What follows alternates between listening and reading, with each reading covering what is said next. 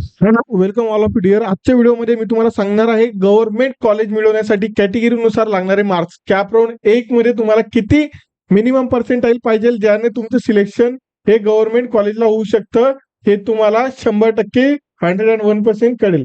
तर सगळ्यात पहिली गोष्ट करतो मी कुठल्या कॅटेगरीला किती मार्क्स रिक्वायर्ड आहे जेणेकरून आपल्याला कळेल की तुमच्या कॅप राऊंड 1 मध्ये गव्हर्नमेंट कॉलेजला सिलेक्शन होणार का नाही. जर तुम्हाला एवढे मार्क्स असतील तरच तुमचं कॅप राऊंड फर्स्ट मध्ये गव्हर्नमेंट बीएससी नर्सिंग कॉलेजला सिलेक्शन होईल. गव्हर्नमेंट बीएससी नर्सिंग कॉलेजला सिलेक्शन होईल. गव्हर्नमेंट बीएससी नर्सिंग कॉलेजला कॅप राऊंड 1 मध्ये सिलेक्शन होण्यासाठी किती मिनिमम पर्सेंटेज लागणार ते मी तुम्हाला आज डिस्कस करून सांगणार आहे. सगळ्यात पहिली गोष्ट करतो, पहिली कॅटेगरी एससी कॅटेगरीचे मिनिमम कॅप राऊंड फर्स्ट मध्ये सिलेक्शन होण्यासाठी मिनिमम तुम्हाला किती पर्सेंटेज पाहिजे? 98 पर्सेंटेज तुम्हाला रिक्वायर्ड आहे. त्याचप्रमाणे एसटीला या ठिकाणी एससी पेक्षा थोडा 1 मार्काचा कट ऑफ कमी बघायला मिळेल. किती बघायला मिळेल तर 97 पर्सेंटाईल पर्यंत तुम्हाला कट ऑफ बघायला मिळेल. 97 पर्यंत जर तुम्हाला मार्क्स असतील तर इथे तुम्हाला चान्सेस आहे कॅप राऊंड 1 मध्ये तुम्हाला काय होईल, कॉलेज गव्हर्नमेंट कॉलेज मिळण्याचे चान्सेस या ठिकाणी वाढतात. विजेला 96, NT1 ला 90, NT2 ला 98, NT3 ला 98, ओबीसी ला 98.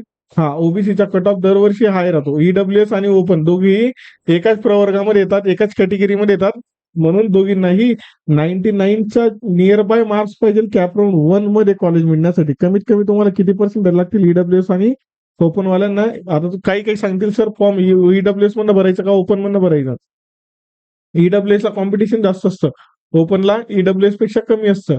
त्यामुळे तुमचा फॉर्म कसा भरा, जर तुम्ही ओपन मधनं बिलॉंग करत असणार तर ओपन मध्ये फॉर्म फिल करायचा. ठीक आहे, तर अशा पद्धतीने तुम्हाला कमीत कमी एवढे मार्क्स लागतील कशासाठी? कॅप राऊंड फर्स्ट मध्ये सिलेक्शन मिळवण्यासाठी. ठीक आहे, तर मिनिमम एवढे मार्क्स तुमच्याकडे जर असतील तरच तुमचं कॅप राऊंड 1 मध्ये सिलेक्शन होईल. जर तुम्हाला अशीच इम्पॉर्टंट अपडेट हवी असेल किंवा अशीच इम्पॉर्टंट अपडेटवरती व्हिडिओ हवा असेल तर तुम्हाला चॅनलला करायचं आहे सबस्क्राईब.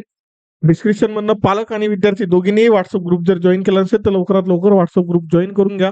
डिस्क्रिप्शन मध्ये मी लिंक दिलेली आहे. पेड काउन्सिलिंगची पण डिस्क्रिप्शन मध्ये लिंक तुम्हाला मिळून देईन.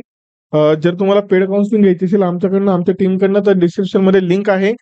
आणि जर तुम्हाला व्हॉट्सअप ग्रुप जॉईन करायचा असेल आमचा तर व्हॉट्सअप ग्रुपची पण लिंक मी तुम्हाला डिस्क्रिप्शन मध्ये देऊन दिलेली आहे. ठीक आहे, आणि हा जो कट ऑफ आहे हा कट ऑफ तुम्हाला मी आपल्या व्हॉट्सअप ग्रुपला देखील शेअर करेल. तोपर्यंत ज्या विद्यार्थ्यांनी चॅनलला सबस्क्राईब केलं नसेल तर आठवणीने चॅनलला सबस्क्राईब करा, प्रत्येक व्हिडिओला लाईक करा आणि या व्हिडिओला मिनिमम 1 लाईक हाय पॉईंट पूर्ण करून द्या. तोपर्यंत जय हिंद, जय महाराष्ट्र.